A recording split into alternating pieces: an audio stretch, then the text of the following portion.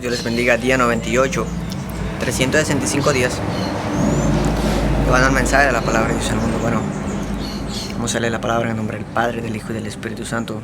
Así nos dice Mateo capítulo 9, versículo del 20 al 22, que nos dice: Y aquí una mujer enferma de flujo de sangre desde hacía 12 años se le acercó por detrás y tocó el borde de su manto, porque decía dentro de sí: si tocare solamente su manto seré salva.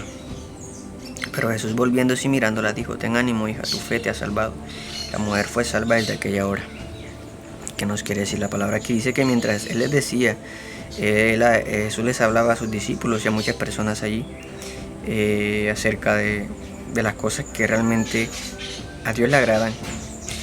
Dice que vino un hombre principal, o sea, un hombre muy conocido, y se postró ante Él. ¿Por qué se postró? Porque el hombre había escuchado de Jesús que sanaba, que hacía milagros, y que él sabía de que solamente en Jesús podía ver el resultado que él estaba anhelando, de que su hija volviera a estar viva. Por eso dice que se postró ante él. ¿Se postró por qué? Porque creía en él, porque sabía de que Jesús podía hacer eso en su hija. Se postró ante él diciendo: mi hija acaba de morir, mas ven y pon tu mano sobre ella y vivirá. Era tanto la confianza de ese hombre a Jesús que él sabía de que si él iba a su casa y ponía la mano sobre su hija, ella iba a vivir. Por eso nosotros debemos de confiar plenamente en el Señor, de que aunque el diagnóstico o lo que nuestros ojos ven parece difícil o imposible, si vamos hacia Jesús o si lo invocamos, lo llamamos, el Señor va a obrar si confiamos como este hombre lo hizo. Pero los versículos que vamos a explicar es esto. Dice que: y se levantó Jesús para ir a donde ese hombre, y le siguió con sus discípulos. Jesús siguió a ese hombre con sus discípulos para llegar a su casa, donde estaba su hija muerta.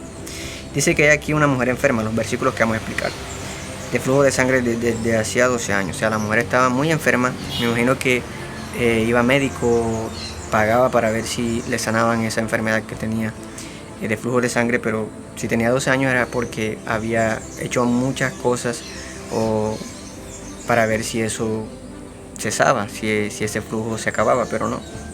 Llevaba años con esa enfermedad. Y esa mujer, me imagino que escuchó de Jesús y fue hacia él confiando de que, así como ella había escuchado que ese hombre venía haciendo muchos milagros y muchas sanidades, ella iba a encontrar ese milagro en Jesús. Por eso dice que se le acercó por detrás. O sea, Jesús no fue a ella fue a Jesús, como muchas veces tenemos que hacer nosotros. Muchas veces pensamos de que el Señor tiene que venir a nuestra vida literalmente, porque sí, si nosotros invocarlo, si nosotros clamarle, si nosotros llamarle, si nosotros tener esa necesidad ferviente de quererlo ver. Si nosotros hacemos eso como esa mujer lo hizo, de que no esperó de que Él viniera hacia ella, sino que ella fue confiando y creyendo de que solamente en Jesús podía tener esa sanidad. Dice que se le acercó por detrás y tocó el borde de su manto. O sea, ella confiaba de que solamente tocando una telita de su manto podía ser salva. Y claramente así sucedió. Ella se le acercó por detrás, a pesar de la multitud que apretaba a Jesús. Dice que tocó el borde de su manto y dice, porque decía dentro de sí, la mujer hablaba en su pensamiento: si tocare solamente su manto seré salva. Ella entendía de que si solamente tocara ese manto de ese hombre que hacía milagros, ella iba a ser salva. Así nosotros también tenemos que entender que una oración, la confianza puesta en el Señor, a pesar de lo que estemos viviendo, si confiamos de que Él nos escuche, si confiamos de que esa simple oración pequeña, pero que nazca de lo más profundo de nuestro corazón, va a obrar, va a hacer algo en nuestra vida, en la vida de aquella persona por la que estamos orando, así va a ser, porque el Señor no se va a negar. Dice que Él no rechaza un corazón humillado, sino que está cerca.